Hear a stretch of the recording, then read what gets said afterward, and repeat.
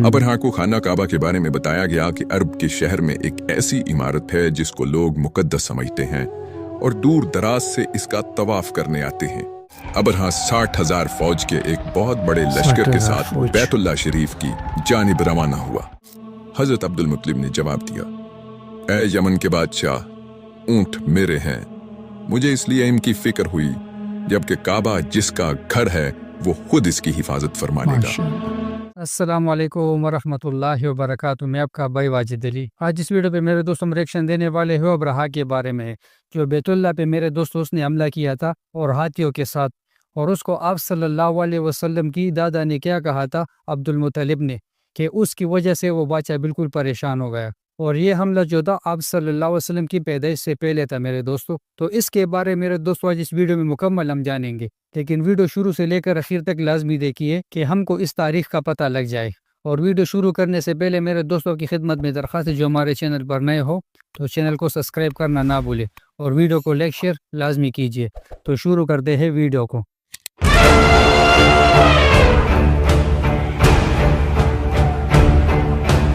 वो कौन था जो हजूर अकरम सल्लल्लाहु अलैहि वसल्लम की पैदाइश से कुछ अरसा पहले हाथियों की फौज लेकर काबा गिराने के लिए मक्का पर हमलावर हुआ था?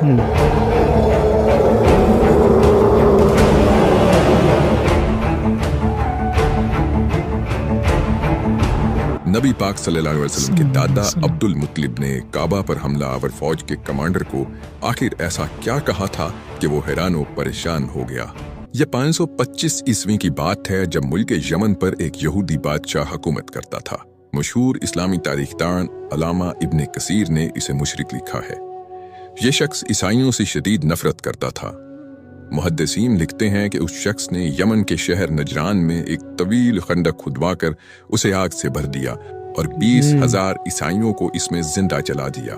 मसीहियों के खून का बदला लेने के लिए हबशा की ईसाई सल्तनत ने कुस्तुनतुनिया की रूमी हुकूमत के साथ मिलकर यमन पर हमला कर दिया।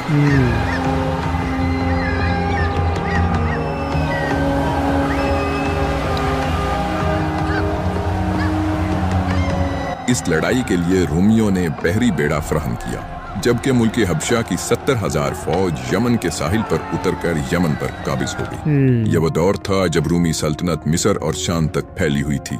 इस जमाने में अरब के ताजरों की हिंदुस्तान और इंडोनेशिया समेत मशरिक की तमाम अहम तिजारती मंडियों पर अजारादारी थी।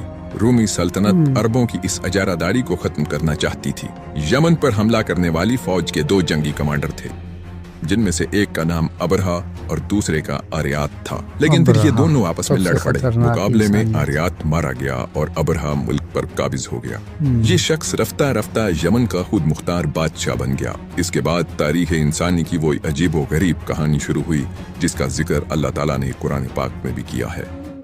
अबरहा को खाना काबा के बारे में बताया गया कि अरब के शहर में एक ऐसी इमारत है जिसको लोग मुकद्दस समझते हैं और दूर दराज से इसका तवाफ करने आते हैं। अबरहा को यह बात बिल्कुल पसंद आई। अबरहा चाहता था कि लोग काबा जाने की बजाय यमन की तरफ आएं, ताकि तिजारती गुजरगाहों का मरकज यमन बने। इस मकसद के लिए अबरहा ने यमन के शहर सनाक में सोना चांदी और जौहरात से एक अजीम शान कलीसा बनवाया। यह उस वक्त दुनिया की सबसे खूबसूरत और हसीन इमारत थी। अबरहा ने लोगों को जबरदस्ती मजबूर किया कि वो खाना काबा जाने की बजाय इस कलीसा में इबादत करें। अरबों को जब अबरहा की इस नापाक जसारत की इत्तला मिली तो इनमें गम और गुस्से की लहर दौड़ गई। बनु कनाना के एक शख्स ने रात की तारीकी में कलीसा के अंदर जाकर इसकी दीवारों और इबादत की जगह पर पेशाब कर दिया। अबरहा को जब सुबह इसका इल्म हुआ तो वो गुस्से से पागल हो गया और इसमें खाना काबा को ढाने का फैसला किया। हबशा से खुसूसी तौर पर ताकतवर तरीन हाथी मंगवाए गए। अबरहा 60,000 फौज के एक बहुत बड़े लश्कर के साथ बैतुल्लाह शरीफ की जानिब रवाना हुआ। फौजी लश्कर के आगे 12 कवी हैकल हाथियों का ड्राइवर था, जिन पर माहिर तीर अंदाज सवार थे। दरमियान में सबसे ताकतवर तरीन हाथी था, जिसका नाम महमूद था। अबरहा इसी हाथी पर बैठा करता था। अबरहा का लश्कर बहुत तेजी से आगे बढ़ता जा रहा था। पूरे अरब में कोई ऐसी ताकत नहीं थी जो अबरहा को रोक सकती। हत्ता के बैतुल्लाह शरीफ से 8 किलोमीटर दूर मजदलफा और मिना के दरमियान वादी मोहसर पहुंचकर अबरहा ने पड़ाव डालने का ऐलान कर दिया। वादी मोहसर में खैमों का शहर आबाद हो गया।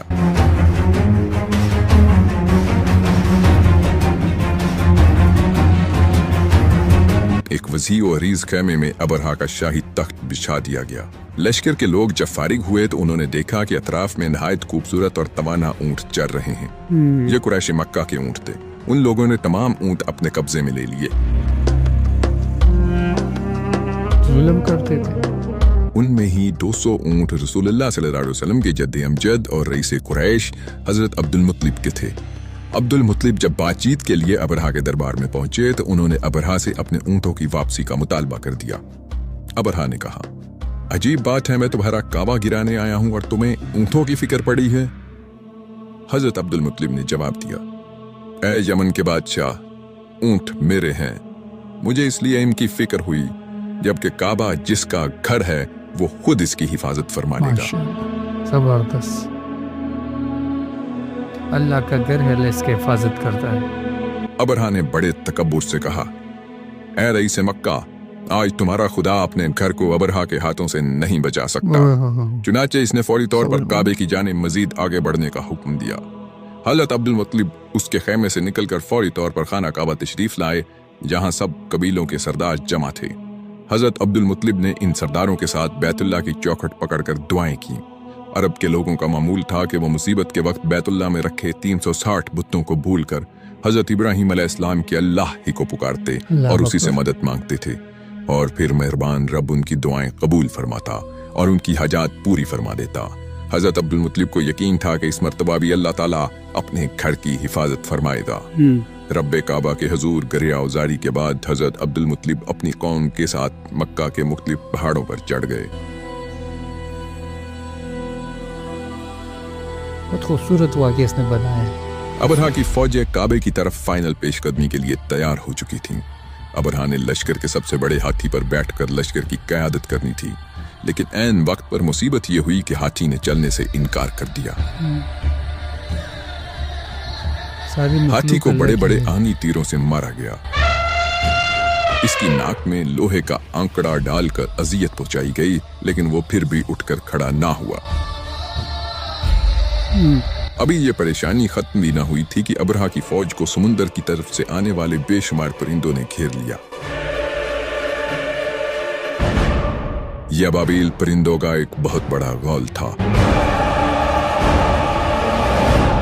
वो परिंदे आए और अबरहा के लश्कर पर कंकरियां बरसाने लगे। जिस शख्स पर भी वो पत्थर गिरता, इसके जिस्म को चीरता हुआ निकल जाता।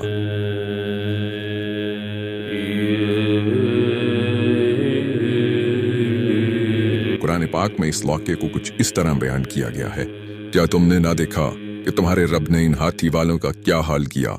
इन पर फौज दर फौज परिंदे भेजे जो इन्हें कंकर के पत्थरों से मारते थे, तो इन्हें जानवरों के खाए हुए फूसे की तरह कर दिया। सदियों तक इल्हाद के मानने वाले इस वाक़े का मजाक उड़ाते रहे कि आखिर छोटे परिंदे ने पत्थरों से पूरी फौज कैसे तबाह कर दी। हाल ही में अमेरिका समेत दुनिया के कई ममालिक और डिफेंस इंडस्ट्रीज परिंदों की शक्ल के ऐसे ड्रोन्स बना चुके हैं जिनको ऐसे बनाया गया है कि ये ड्रोन देखने में शायद आम परिंदे जैसे नजर आएं, लेकिन ये लाखों के मजमे में किसी भी मखसूस इंसान को मार सकते हैं। इन परिंदा नुमा कातिल ड्रोन्स को वेपनाइज्ड बायोनिक बर्ड कहा जाता है, लेकिन कुरान पाक में जिन परिंदों का जिक्र किया गया है वो शायद हमारे आज के इन परिंदा नुमा ड्रोन्स से भी बहुत एडवांस थे। जानवरों को जंगों में इस्तेमाल करने की रवायत सदियों पुरानी है। अमेरिका वियतनाम जंग में चमगादड़ों पर छोटे बम लगाकर जापान के शहरों पर छोड़ता रहा है।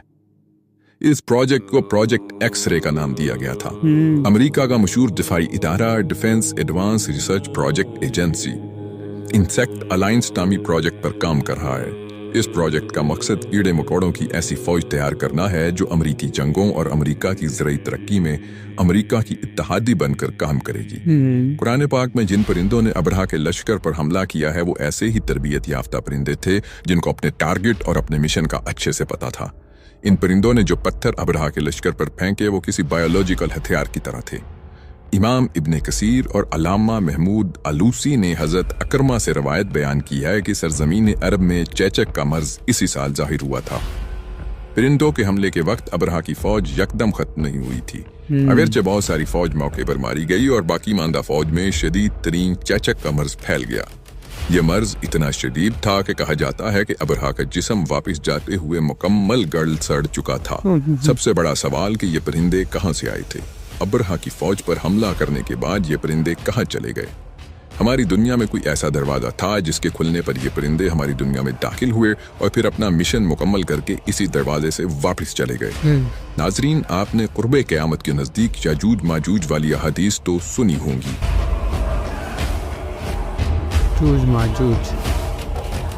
याजूज माजूज ऐसी खौफनाक मखलूक हैं जो जत्थों की शक्ल में क़यामत के करीब जमीन पर निकलेंगे और अपने रास्ते में आने वाली हर चीज को तहस नहस कर देंगे। हदीस में आता है कि याजूज माजूज जब निकलेंगे तब ये आसमान पर तीर बरसाएंगे और इनके तीर खून आलूद होकर वापस आएंगे। सवाल ये है कि आखिर याजूज माजूज आसमान पर तीर क्यों चलाएंगे। लाजमी बात है कि याजूज माजूज के पीछे कोई ऐसा दुश्मन होगा जिससे बचने के लिए वो तीर चला रहे होंगे। सवाल ये है कि याजूज माजूज अपने जिस दुश्मन पर तीर चला रहे होंगे वो दुश्मन आखिर बाद में किधर गया, क्योंकि इस बारे में बहुत सारे इस्लामी मुफस्सिर खामोश हैं कि आखिर याजूज माजूज आसमान की तरफ तीर किस पर चला रहे थे और फिर इनके तीर वापस खून आलूद होकर क्यों आ रहे थे। आखिर आसमान पर कोई तो ऐसा दुश्मन था जिससे याजूज माजूज बचने की कोशिश कर रहे थे। याजूज माजूज अपने जिस दुश्मन पर आसमान पर तीर चला रहे थे वो यही परिंदे थे, लेकिन तभी इन परिंदों को अबरहा के लश्कर पर हमले का हुक्म दिया जाता है। इधर ये बात भी समझने की है कि याजूज माजूज वाला वाकया कुर्बे क़यामत के वक्त हो रहा है, जबकि अबरहा का वाकया इससे हजारों लाखों साल पहले हो रहा है। इन दोनों वाकयात के दरमियान लामहदूद ज़मानों का फर्क है। सवाल ये है कि आखिर ये दोनों ज़माने आपस में कैसे मिले।